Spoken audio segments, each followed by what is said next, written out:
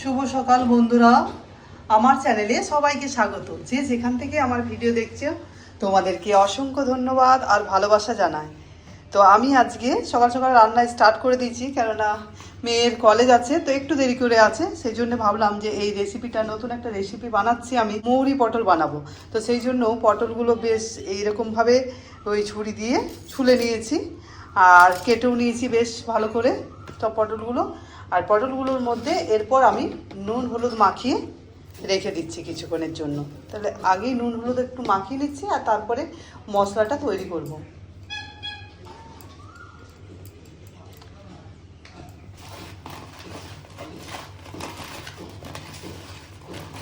নুন হলুদ মাখিয়ে রেখে দিই, দেখি তাহলে মশলাটা। এখানে মশলার জন্য নিয়ে নিয়েছি, এই তো বেশি পরিমাণে নিয়েছি মৌরি। তো নিরামিষ মৌরি পটল হবে, সেই জন্য আদা একটু নিয়ে নিয়েছি আর দুটো কাঁচা লঙ্কা। তো মৌরিটা মিক্সারে একটু শুকনো ভালো করে গুঁড়ো করে নিই, তারপরে জল দেব। এই যে শুকনো মৌরিটা গুঁড়ো করে নিয়েছি, এরপর দিয়ে দিচ্ছি এই যে আদা আর দুটো কাঁচা লঙ্কা আর সামান্য পরিমাণে জল। চলো মশলাটা পেস্ট করে নিই।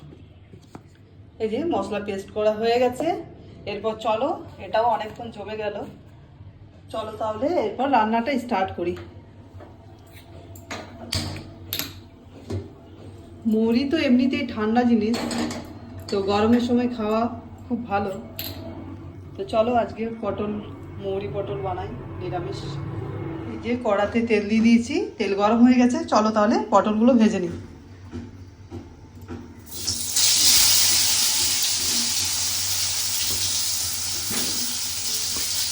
খুব ভালোভাবে পটলগুলো ভেজে নিতে হবে।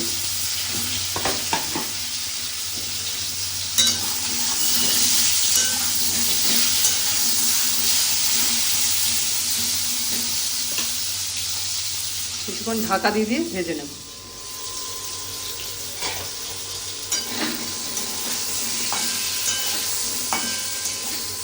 পটলগুলো খুব ভালোভাবে ভেজে নিতে হবে, একটু লাল লাল করে ভেজে নিতে হবে।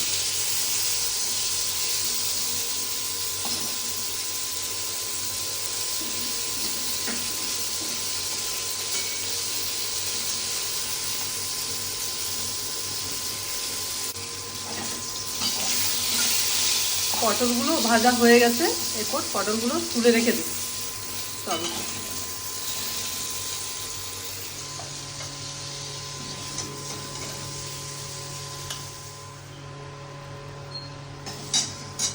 চলো এটা ঢাকা দিয়ে দিই, তারপরে এটার মধ্যে কড়াটা ধুয়ে নিই। তারপরে মানে কম তেল দিয়ে ভাজা হয় তো, তো এই যে কালো কালো দাগ হয়ে গেছে, দাঁড়া ধুয়ে নিই, তারপরে ফিরে আসি। এই যে কড়াটা ধুয়ে পরিষ্কার করে নিলাম, প্রচণ্ড একটু কালো কালোটা বেশি হয়ে গেছিলো, তো সামান্য পরিমাণে তেল দিয়ে দিলাম।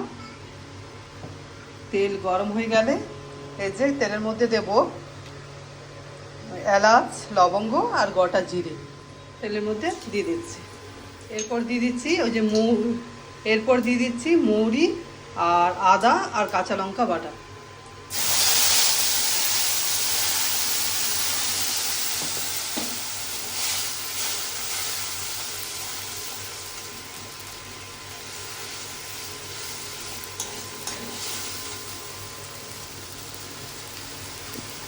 এরপর দিয়ে দিচ্ছি একে একে হলুদের গুঁড়ো আর সামান্য পরিমাণে লঙ্কার গুঁড়ো।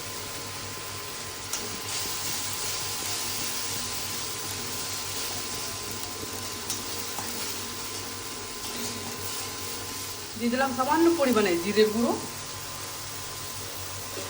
আর খুব অল্প পরিমাণে ধনে গুঁড়ো। লেগে যাচ্ছে, একটু জল দিয়ে নেড়ে দেবো।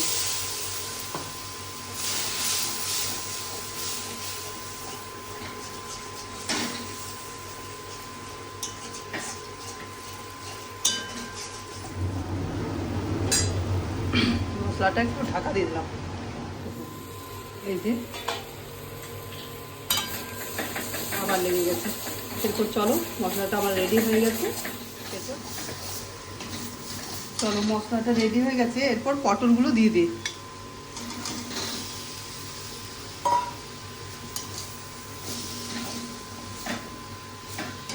একটু সামান্য পরিমাণে জল দিই।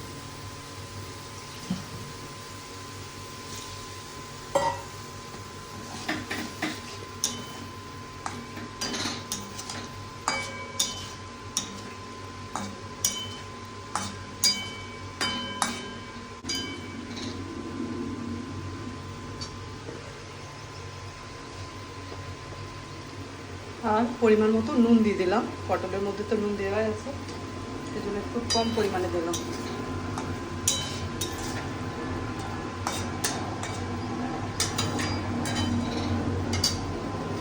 এবার ঢাকা দিয়ে 1 মিনিটের মতো ছিলাম। এই যে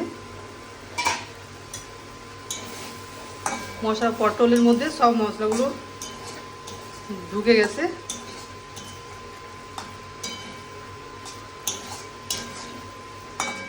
এইভাবে বেশ ভালো করে কষে নিতে হবে একটু।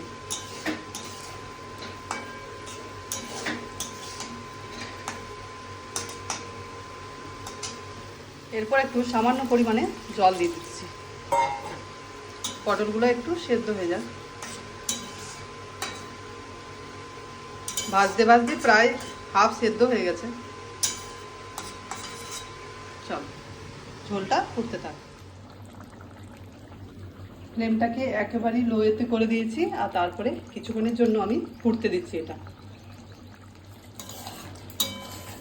বন্ধুরা এইরকমই হবে, বেশ গ্রেভি গ্রেভি, তো আর একটু টেনে নেবে, তাহলে আমার হয়ে গেছে এটা মৌরি পটল, নিরামিষ মৌরি পটলের তরকারি। তো আমার ব্লগটা এখানেই শেষ করছি। তোমরা সকলেই সুস্থ থাকবে, ভালো থাকবে।